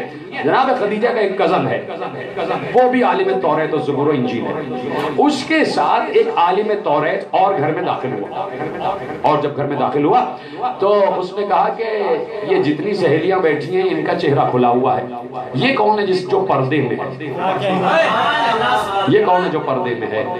کہا کہ بتایا، تعارف کرایا، تو ایک بار کہا کہ سنو، کچھ دن بعد تمہارے ساتھ وہ معاملہ پیش آنے والا ہے کہ جب تمہیں پیشکش کی جائے تو رد نہ کرنا،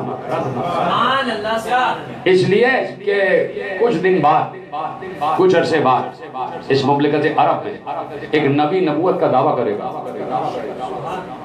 ابھی وہ یہ حیران ہوں گے آپ اس بات کا، ابھی وہ یہ بات کر رہا تھا کہ سامنے سے محمد گزرے، اس نے دیکھا، دیکھتا ہی رہ گیا، اس نے آسمان کو دیکھا، مصطفیٰ کے چہرے کو دیکھا، دیکھتا ہی رہ گیا۔ اب ان سے پوچھا یہ کون ہے؟ کہا یہ ابو طالب کا بھتیجا۔ کہا سنو، اسے معمولی انسان نہ سمجھنا، یہ اللہ کا ہونے والا نبی ہے۔ تمہیں کیسے پتا؟ کہا میں عالم توریت و زبور و انجیل ہوں، جو نشانی آخری نبی کی لکھی ہے سب اس میں پوری ہو رہی ہے۔ اور اب اس نے ان تمام خواتین، ان تمام لڑکیوں کی طرف دیکھ کر اشارہ کیا، خوشا بخت اس خاتون کا جو اس کی زوجیت میں آ جائے۔ جب سے جناب خدیجہ کے نظروں میں چہرہ مصطفیٰ بسا ہوا ہے، جیسے ہی جناب ابو طالب نے کہا میں چاہتا ہوں میرا بھتیجا محمد آپ کا سامان تجارت لے کر جائے، بیوی نے کہا میں اسی دن کے تو انتظار میں تھی، دل میں کہا میں اسی دن کے تو انتظار میں تھی۔ کہا بالکل طے ہو گیا، تو میں چاہتی ہوں کہ وہ خود مجھ سے اقرار کر لیں۔ کہا وہ اس وقت ہے نہیں، اور آپ انتظار کریں تو ہم بلا کے لائیں۔ جناب عباس ابن عبد المطلب گئے، پوچھا کہاں ہے محمد؟ کہاں ہے؟ کہا غار حرا، غار حرا۔ جناب عباس غار حرا میں پہنچے اور کہا کہ اچھا آپ کی اجازت ہو تو بتاؤں غار حرا میں کیا ہو رہا ہے؟ غار حرا میں کیا؟ عجیب معجزات ہوئے۔ جناب عباس ابن عبد المطلب غار حرا میں پہنچے تو دیکھا مصطفیٰ محو استراحت، بڑے آرام سے آنکھیں بند کیے سو رہے ہیں، اور جیسے ہی سرحا نے دیکھا ایک بڑا سا اژدہا ہے جو مصطفیٰ کے سامنے بیٹھا ہوا۔ انہوں نے چاہا اژدہا کو آگے جا کے بھگائیں، اژدہے نے ان پر حملہ کیا۔ جیسے حملہ کیا انہوں نے چیخ کر کہا محمد مجھے بچاؤ۔ جیسے ہی مصطفیٰ جا کے وہ اژدہا غائب ہو گیا، وہ اژدہا غائب ہو گیا۔ کہا چچا کیا ہوا؟ کہا کہ ابھی یہاں اژدہا دیکھا، وہ تمہیں نقصان پہنچا رہا تھا۔ کہا نہیں، مجھے نقصان پہنچانے کے لیے نہیں، مجھے نقصان سے بچانے کے لیے۔ کہا چچا یہ اللہ نے معین کیا تھا کہ مجھے یہودیوں کے شر سے محفوظ رکھا جائے۔ کہا تمہیں بلایا ہے، چلے پہنچے۔ بی بی خدیجہ کہتی میں حیران رہ گئی، جیسے ہی محمد داخل ہوئے چچا جتنے تھے سب احترام محمد میں کھڑے ہو گئے، اور بیچ والی کرسی پر محمد کو جگہ دی گئی۔ تشریف فرما ہو، سامان تجارت اور تمام معاملات، تمام معاہدہ طے پایا، طے پایا تو کہا کہ آپ یہ سارا سامان تجارت لے کے جائیے اور سوار ہو جائیے اونٹوں پر، اور ہم آپ کو اونٹ دیتے ہیں۔ بہترین اونٹ جناب خدیجہ نے مصطفیٰ کے حوالے کیا۔ جناب خدیجہ نے جب اپنا سامان تجارت مصطفیٰ کے حوالے کیا، 2 غلام بھی، اور غلاموں سے کہا کہ دیکھو ایک ایک حکم کی اطاعت کرنا، یہ جس سامان کو بیچنا چاہیں اعتراض نہ کرنا، جسے نہ بیچنا چاہیں پریشان نہ ہونا، ایک ایک حکم کی اطاعت کرنا، اور جو کچھ راستے میں ہوتا جائے آ کے مجھے بتانا۔ سامان تجارت لے کے گئے، بڑی تفصیل ہے پھر کبھی عرض کروں گا، لے کر واپس آ گئے، میسرہ کو بلایا، کہا کیا کیا ہوا، جو کچھ ہوا تھا بتایا، کہا کہ پورے راستے بادل سایہ فگن رہا، جتنا فائدہ اس دفعہ ہوا اس سے پہلے کبھی فائدہ نہیں ہوا، جتنا فائدہ اس دفعہ ہوا اس سے پہلے کبھی فائدہ نہیں ہوا۔ کہا کہ میں چاہتی ہوں کہ مصطفیٰ سے ملوں، محمد سے ملوں، بلایا گیا، پردہ لگا دیا گیا۔ اب جملہ ہے جس کے لیے میں نے زحمت دی اور ان لوگوں کے لیے جو ناقص العقل لوگ ہیں، پردہ لگا دیا گیا، ادھر جناب خدیجہ تشریف فرما ہیں، ادھر محمد بیٹھے ہوئے ہیں، اور کہا کہ میں آپ کی شکر گزار ہوں کہ آپ نے یہ سامان تجارت لے جا کے مجھ پر احسان کیا۔ میں آپ سے پوچھنا چاہتی ہوں یہ سارا فائدہ، یہ جو آپ کے لیے فائدہ ہے، یہ جو آپ کا حصے کا فائدہ ہے، یہ آپ کی طرف منتقل کر دیا، دے دیا۔ میں پوچھنا چاہتی ہوں کہ ان پیسوں کا کیا کریں گے؟ بی بی نے کہا ان پیسوں کا کیا کریں گے؟ مصطفیٰ نے کہا کہ میرے چچا نے مجھ سے کہا تھا کہ میرا عقد کسی صاحب عفت بی بی سے کریں گے، صاحب عصمت و عفت بی بی سے میرا عقد کر دیں گے، اس کے لیے یہ تمام پیسہ ہے۔ تو کہا کہ آپ کی نگاہ میں ہے کوئی؟ کہا نہیں، ہماری نگاہ میں نہیں ہے کوئی۔ تو کہا کہ کیا میں کسی ایسی صاحب عفت و عصمت بی بی کا پتہ بتاؤں کہ جو آپ کا کفو بن جائے؟ مصطفیٰ نے کہا جی بتائیے۔ کہا کہ میں اپنے آپ کو آپ کے عقد کے لیے پیش کرتی ہوں۔ مصطفیٰ اس وقت بھی نبی تھے، ابھی 25 برس کے ہیں، نبوت کا اعلان نہیں ہوا۔ اس مصطفیٰ نے کہا تھا کہ میں اس وقت بھی نبی تھا جب آدم پانی اور مٹی کے درمیان تھے، تو اس وقت نبی ہے تو اس وقت بھی تو نبی ہے نا، بولو ہے یا نہیں ہے؟ 25 برس کا جب مصطفیٰ ہے تب بھی نبی ہے، اپنی مرضی کا مختار ہے یا نہیں ہے؟ امر خدا کا مختار ہے یا نہیں ہے؟ جیسے ہی خدیجہ نے کہا کہ میں اپنے آپ کو آپ کے عقد کے لیے پیش کرتی ہوں، کیا آپ قبول کرتے ہیں؟ کہا پہلے میں اپنے چچا سے پوچھ لوں۔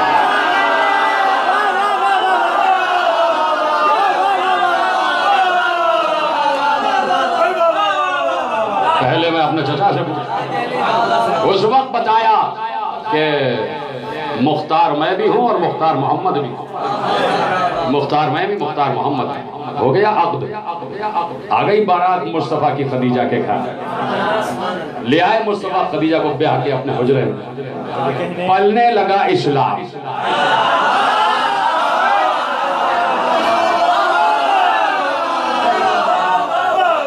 پلنے لگا اسلام، ہونے لگے فقیر غنی، استغنا کی منزل پر آنے لگے، بھوکے کھانا کھانے لگے، کوئی پرواہ نہ کی۔ بی بی خدیجہ نے اپنی دولت کی ایک درہم نہ بچا کے رکھا۔ ایک دن آگئے پیغمبر آئے، بڑے مزمحل سے، آنسو بہ رہے تھے پیغمبر کی آنکھوں سے۔ جناب خدیجہ دیکھ کر پریشان ہو گئی، ایک دم کھڑی ہو گئی، اور اس میں حلال عالم نے خود کہا میرے والی میرے سرتاج کیا پریشانی ہے آپ کو؟ مجھ سے بیان فرمائی۔ خدیجہ ابھی مکے کی گلیوں سے ہوتا ہوا آ رہا ہوں، ہر طرف بھوک ہے، ہر طرف قحط ہے، بچے بلک رہے، قحط ساری ہے، کسی کو کھانے کو کچھ نہیں۔ کہا کہ آپ پریشان کیوں ہوتے ہیں؟ جی تشریف رکھیے۔ سامنے بیٹھ گئے رسول، جناب خدیجہ نے کنیزوں کو بلایا، کہا جتنے درہم و دینار خزانے میں رکھے ہیں سب لا کے یہاں رکھا۔ اتنا ڈھیر لگا، اتنا ڈھیر لگا، راوی کہتا ہے، روایت کے الفاظ ہیں، اتنا ڈھیر لگ گیا کہ ادھر جناب خدیجہ بیٹھی ہیں، ادھر محمد بیٹھے، بیچ میں دولت کا انبار آ گیا۔ اب خدیجہ اور محمد ایک دوسرے کو دیکھ نہیں پا رہے۔ ایک بار جیسے ہی مصطفیٰ خدیجہ کی نگاہوں سے چھپے تو خدیجہ نے جلال کے عالم میں کہا جلدی سے اس دولت کو لے جا کے فقیروں میں تقسیم کر دو، میں اس دولت کو برداشت نہیں کر سکتی جو مجھ سے میرے سرتاج کا چہرہ چھپا لے، جو مجھ سے میرے سرتاج کا چہرہ چھپا لے۔ یہ قربانیاں ہیں بی بی خدیجہ کی۔ شیب ابو طالب میں اسی خدیجہ کو فاقے کرنا پڑا۔ کس نے فاقے کروائے؟ آپ ہی کے ابو جد نے، آپ ہی کے بزرگوں نے، آپ ہی کے بزرگوں نے بائیکاٹ کر لیا تھا بنو ہاشم کا، اور بنو ہاشم کو شیب ابی طالب میں جانا پڑا، فاقے اٹھانا پڑے، فاقے، سوشل بائیکاٹ، ایک ہی مقصد تھا، لا الہ الا اللہ کہنا چھوڑ گئے، بتوں کو برا کہنا چھوڑ گئے، لیکن ابو طالب نے اور اس کے پورے خانوادے نے بتوں کو برا کہنا نہ چھوڑا، سوشل بائیکاٹ ہوتا چلا گیا، اور پھر وہ تمام معاملہ کہ کیسے بائیکاٹ ختم ہوا، لیکن اتنی گھل چکی تھی خدیجہ، اتنی کمزور ہو چکی تھی، فاقے پہ فاقے سہ کے، راب خویلد نے جس بیٹی کو بڑے نازوں سے پالا تھا، مکے کے بدبوؤں نے، مکے کے کافروں نے اس بیوی کو فاقے کرنے پہ مجبور کر دیا، مجبور کر دیا، بائیکاٹ ختم ہوا، گھر پہ آئی ہیں تو بیمار پڑ چکی تھی، بیمار پڑ چکی تھی، اتنی لاغر ہو گئی تھی کہ خود سے اٹھا نہیں جاتا تھا، خود سے اٹھا نہیں جاتا، ظلم ہوئے ہیں، ظلم ہوئے ہیں، لیکن تاریخ کے اسرار میں سے ہیں، وہ ظلم اجازت نہیں ہے کہ بتایا جائے، سامنے کی بات میں کہہ رہا ہوں کہ فاقوں کی وجہ سے لاغر ہو گئی، نہیں تو ظلم وہاں پر بھی ہوئے ہیں، تشدد وہاں پر بھی ہوئے ہیں، میرے عزیزو، آ گئی شہزادی، آ گئی ملکۃ العرب، لیکن اب عالم یہ ہے کہ اٹھا نہیں جاتا، اٹھا نہیں جاتا، زہرا 5 برس کی ہو گئی، آپ کی آواز گریہ بلند ہو رہی ہے، زہرا 5 برس کی ہو گئی، اور خدیجہ اس دنیا سے جانے والی ہیں، آ گئی شب 10 رمضان المبارک، اور معلوم ہے بی بی خدیجہ کو کہ یہ آخری شب ہے، 10 رمضان کو لقائے رب کی منزل آ جائے گی، شب بھیگ رہی تھی کہ ایک بار 5 برس کی زہرا کو اپنے نزدیک بلا لیا، 5 برس کی چھوٹی سی بچی، آپ کو معلوم ہے نا کیا قد کاٹ ہوتا ہے، 5 برس کی ملکہ عصمت و طہارت زہرا اور ملکۃ العرب خدیجہ لیٹی ہوئی ہیں، استراحت فرما رہی ہیں، زہرا میرے قریب آ جاؤ، بچی قریب آئی، وہ اختیار اٹھی اور زہرا کو سینے سے لگا لیا، سینے سے لگانے کے بعد زہرا کا ہاتھ اپنے ہاتھ میں لے کر کہا، زہرا شاید ہماری یہ آخری شب ہوگی، شاید کل سے ہماری تمہاری ملاقات نہ ہو سکے، زہرا مجھ سے وعدہ کرو کہ بابا کا ویسے خیال رکھو گی جیسے میں خیال رکھتی ہوں، بابا کو ویسے دیکھ بھال کرو گی جیسے ایک ماں اپنے بیٹے کی دیکھ بھال کرتی ہے۔ زہرا نے وعدہ کیا، روتے روتے زہرا نے وعدہ کیا، ماں نے وصیت کی، 5 برس کی زہرا نے کہا اماں جیسے آپ کہہ رہی ہیں میں ویسا ہی کروں گی۔ ارے 10 رمضان آ گئی، زہرا کے سر سے ماں کا سایہ اٹھ گیا، 5 برس کی زہرا ماں کی شفقت سے محروم ہو گئی، اور اب عالم یہ ہے کہ رسول نے خود قبر میں خدیجہ کو اتارا، اپنی ابا دی ہے اور خود قبر میں اتار دیا، اور اب جیسے ہی واپس آئے ہیں تو گھر والے کہتے ہیں کہ 5 برس کی بچی رسول کے دامن سے لپٹ گئی، اور لپٹ کر کہا بابا میری اماں کہاں گئی، بابا میری اماں کہاں گئی، بابا میری اماں کو کہاں چھوڑا ہے، اور رسول زمین پر بیٹھ گئے، زہرا کو سینے سے لگا لیا، کبھی دایاں رخسار چوم رہے ہیں، کبھی بایاں رخسار چوم رہے ہیں، کبھی ہاتھوں کو بوسہ دے رہے ہیں، اور بار بار بہلا رہے ہیں زہرا چپ ہو جاؤ، زہرا چپ ہو جاؤ، لیکن زہرا کا گریہ بڑھتا چلا جا رہا ہے، ادھر رسول سے زہرا کا رونا نہیں دیکھا گیا، ادھر اللہ سے زہرا کا رونا نہیں دیکھا گیا، جیسے ہی زہرا کہہ رہی تھی میری اماں کہاں، میری اماں کہاں، اللہ نے جبرائیل کو بھیجا، کہا جاؤ مصطفیٰ سے کہو کہ زہرا سے کہہ دیں کہ اللہ کہہ رہا ہے تمہاری ماں کو ہم نے اپنے پاس بلا لیا، تمہاری اماں کو ہم نے اپنے پاس بلا لیا۔ کیا تسلی دی ہے اللہ نے فاطمہ زہرا کو، کیا تسلی دی ہے اللہ نے فاطمہ زہرا کو، یہاں تسلیہ مل رہی تھی، اور ایک بار تاریخ نے ورق پلٹا، تاریخ نے ورق پلٹا، یہ شب 10 رمضان تھی، اور وہ شب 3 جمادی الثانی تھی، وہاں زہرا 5 برس کی، یہاں زینب 5 برس کی، وہاں خدیجہ بستر پر، یہاں زہرا بستر پر، ارے وہاں خدیجہ جا رہی ہے، یہاں زہرا جا رہی ہے، وہاں زہرا کو وصیت، یہاں زینب کو وصیت۔ زہرا نے زینب کا ہاتھ اپنے ہاتھ میں لے کر کہا زینب تمہاری ماں کی آخری رات ہے، مجھ سے وعدہ کرو حسین کا ویسے خیال رکھو گی جیسے میں رکھتی ہوں، ماں بن کے حسین کی خدمت کرنا، اور جہاں جہاں حسین جائے اجرکم اللہ، اجرکم اللہ، اور جہاں جہاں حسین جائے ساتھ ساتھ چلتی چلی جانا۔ ارے زینب زینب نے رو رو کر کہا اماں جیسے آپ کہہ رہی ہے ویسا ہی ہوگا. مجھے بتاؤ, ختم ہو گئی آخری جملے تقریر کے, مجھے بتاؤ کہ جیسے زینب نے وعدہ کیا تھا وہ وعدہ پورا ہوا یا نہیں ہوا؟ ارے زہرا اس دنیا سے چلی گئی, جب زہرا کو قبر کے حوالے کر کے علی آئے ہیں تو ویسے ہی زینب علی کے دامن سے لپٹی, جیسے زہرا رسول کے دامن سے لپٹی تھی ویسے ہی زینب ام کلثوم پوچھ رہی تھی بابا ہماری اماں کہاں گئی, بابا ہماری اماں کہاں گئی. علی اس وقت صرف باپ نہیں ماں بن کے بچوں کو سمیٹے ہوئے تھے اور زینب اپنا وعدہ پورا کر رہی تھی. پھر زینب تھی اور محافظت حسین, پھر زینب ہے اور سرپرستی حسین ہے. جدھر حسین جا رہے ہیں ساتھ ساتھ زینب ہیں. میں تمہیں کہتا ہوں کہ قسم کھا کے بتانا کہ زینب نے ایک لمحے کے لیے بھی حسین کا ساتھ نہ چھوڑا. ارے حد تو یہ ہو گئی کہ حسین نے کہا بہن زینب کل 28 رجب ہے, مدینہ چھوڑنا ہے. کہا بھیا میں ساتھ جاؤں گی, میں ساتھ جاؤں گی, اس لیے کہ اماں نے وصیت کی تھی. آ گئے دونوں بہن بھائی قبر زہرا سے رخصت ہونے آ گئے اور آئے جیسے ہی زینب نے اپنے کو قبر سیدہ پر گرایا اور گرا کر کہا اماں زینب کا آخری سلام, اماں کل سے میں تمہاری قبر پر چراغ نہ جلا سکوں گی. اماں تم نے وصیت کی تھی جدھر حسین جائے زینب ساتھ جانا. اماں میرا بھیا مدینہ چھوڑ رہا ہے, زینب بھی ساتھ جائے گی. اگر قسمت نے موقع دیا زینب واپس. ماتم حسین, ماتم حسین.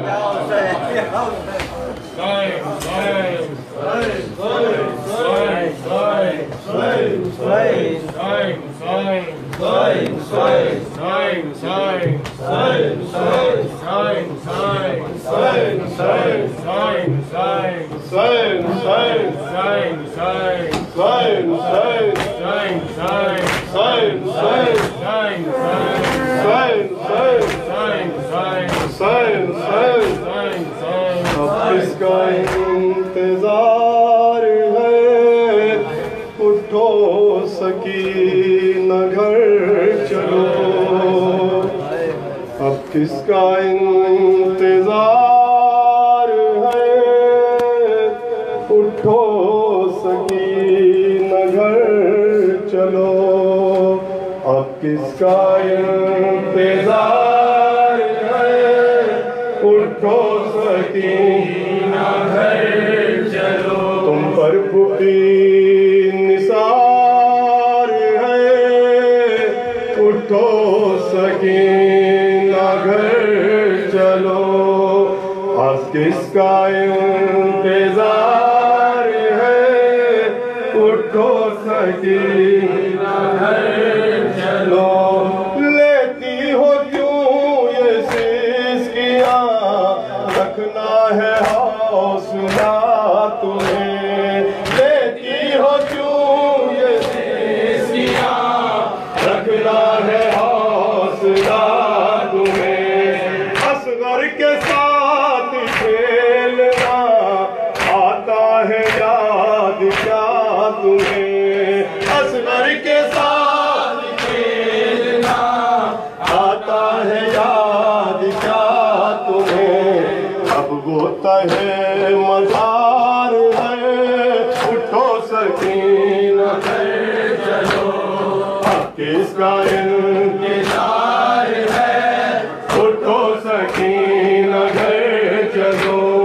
ہم تمہارے نہر پر شان کٹا کے سو گئے. ہم تمہارے نہر پر شان کٹا کے سو گئے.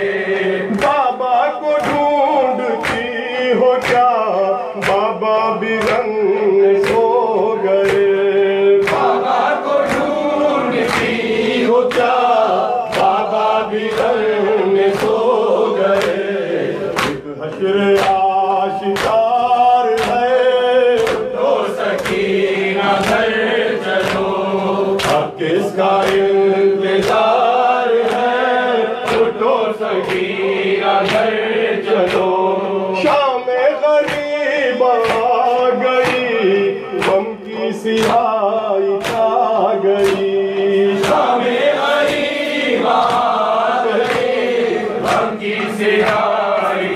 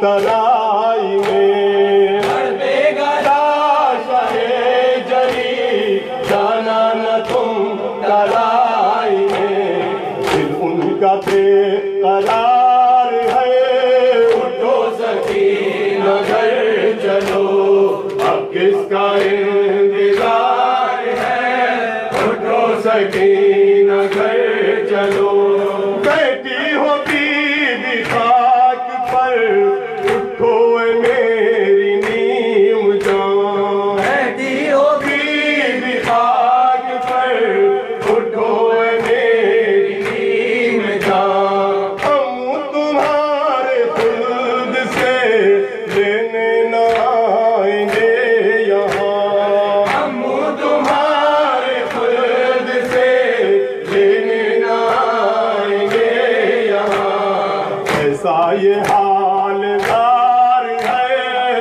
उठो सकीना घर चलो अब किसका इंतजार है उठो सकीना घर चलो अब किसका इंतजार है उठो सकीना घर चलो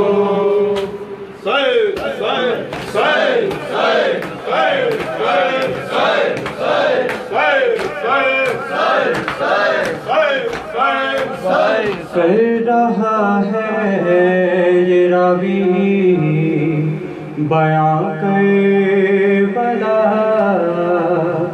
उसने आशूर की शब का मंजर लिखा सीनाए शाह बिन्त शाह हुदा और शबीर कहते थे ये बारगाह हमको जाना है कल करने वादा वफा तुम पे आ जाएगा सब्र का मरहला बात सारी सकीना ने शह की सुनी और जवाबन वो बस इतना कहती रही अच्छा बाबा सुलाने तो आओगे ना